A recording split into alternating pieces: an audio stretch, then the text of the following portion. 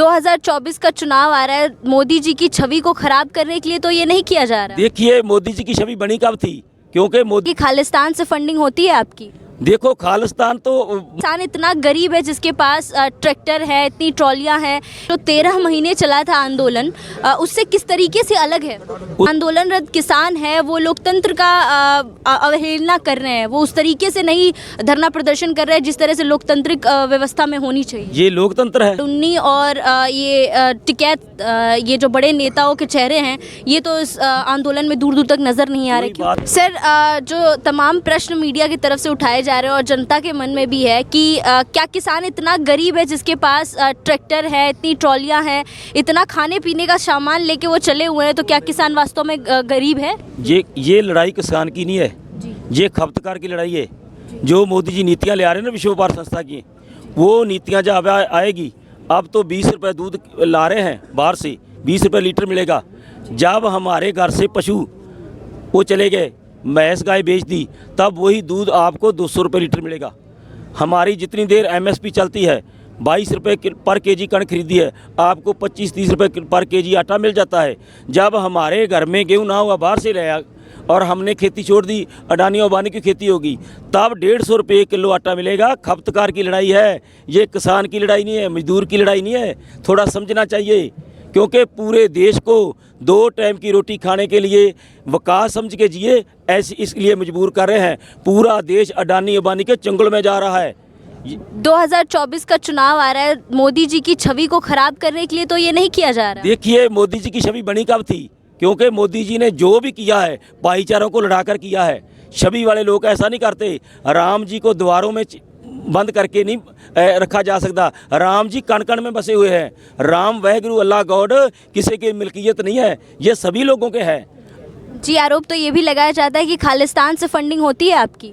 देखो खालिस्तान तो मोदी जी को मालूम होगा, लेकिन मोदी जी को कहाँ से फंडिंग होती है वो भी बताया जाए ना, वो भी तो बताएं भी उनको फंडिंग कहाँ से आ रही है।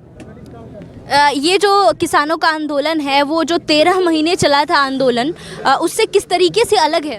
उससे किसी भी तरीके से अलग नहीं है, क्योंकि 13 महीने के बाद जो आंदोलन छोड़कर आए थे, इसलिए छोड़कर आए थे कि मोदी जी हमारे देश के प्रधानमंत्री हैं, हमारे चुने हुए हैं। जो बात उन्होंने 19 नवंबर को की थी, वो उसके पे यकीन किया था। इन्होंने बोल दिया लखीमपुर खीरी कांड के असल दोषी पकड़े जाएंगे, हमारे पत्रकार और 4 किसानों को न्याय मिलेगा, ठीक है। हमारे जो 700 से ऊपर शहीद हुए हैं उनके परिवारों को नौकरी और 10 लाख रुपया मुआवजा मिलेगा, ठीक है। जो पर्चे डाले गए हैं 48,000 के ऊपर पंजाब, हरियाणा, यूपी, दिल्ली आदि में, वो सारे रद्द होंगे। MSP गारंटर का कानून बनेगा और सभी फसलें वो MSP के उठाई जाएगी। वही मोदी की बात पर आंदोलन छोड़ा था, ऐसे नहीं छोड़ के आगे थी, मुलतवी किया था आंदोलन। 3 साल में मोदी जी ने उस पर कोई भी काम नहीं किया, ज्यों का त्यों है। अब 24 आ गया, दोबारा बुट्टे दिखा रहे हैं। क्योंकि पहले भी मैं कहना, अगर मोदी जी इतने धर्मात्मा है तो मोदी जी ने जब पहली टर्म में आए थे क्या बोला था? बोला था एक बार संसद की दहलीज को हाथ मारा लग जाए, संसद के भीतर दाखिल होते ही पहला काम ये होगा, डॉक्टर स्वामीनाथन की रिपोर्ट लागू होगी। दूसरा काम ये होगा, समुच्चे किसानों मजदूरों का कर्जा खत्म होगा। और तीसरा काम ये होगा, हर साल 2 करोड़ नौकरी की व्यवस्था करेंगे। अब 10 साल हो गए, 20 करोड़ बच्चे बच्चियों को नौकरी मिल गई, 15 लाख खातों में आ गया। ये जुमलेबाजी है, जुमलेबाजी से देश नहीं चलने वाला। भारत के लोग समझ गए हैं और समझदारी आगे और बन रही है, क्योंकि इस आंदोलन में केरला से चलकर आगे हैं, पौंडीचेरी से चलकर आगे, कर्नाटका से आगे हैं। डॉक्टर स्वामीनाथन की रिपोर्ट को लागू करने के लिए तो बीजेपी के द्वारा कोई इस तरीके कोई भी देखिए, ये जब चुनाव प्रचार था 2024 के पहले, 14 से पहले, वो तब की बात कर रहा हूँ। अब तो बात ही नहीं कर रहे। डॉक्टर स्वामीनाथन जी को भारत रत्न दिया जा रहा है। अरे जिन्होंने भारतीयों के लिए काम किया, जिन्होंने इतनी मेहनत से रिपोर्ट तैयार की, रिपोर्ट कहाँ गई?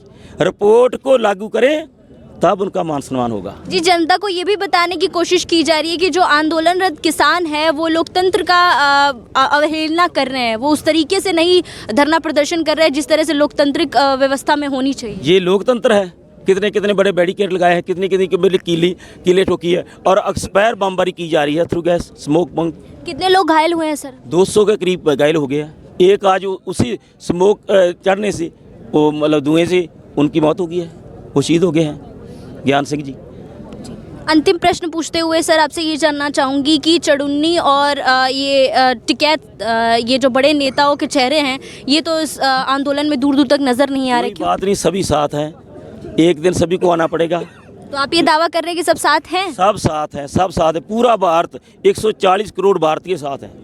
कोई ये जाति का, धर्म का, किसी किसान की लड़ाई नहीं है, पूरे देश को बचाने की लड़ाई है। कारपोरेटरों के हाथ में देश जा रहा है, एक एक करके पब्लिक अदारे सभी बिक चुके हैं।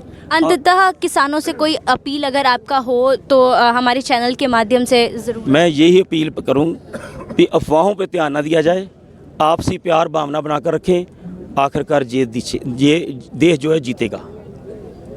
बातचीत करने के लिए बहुत बहुत शुक्रिया।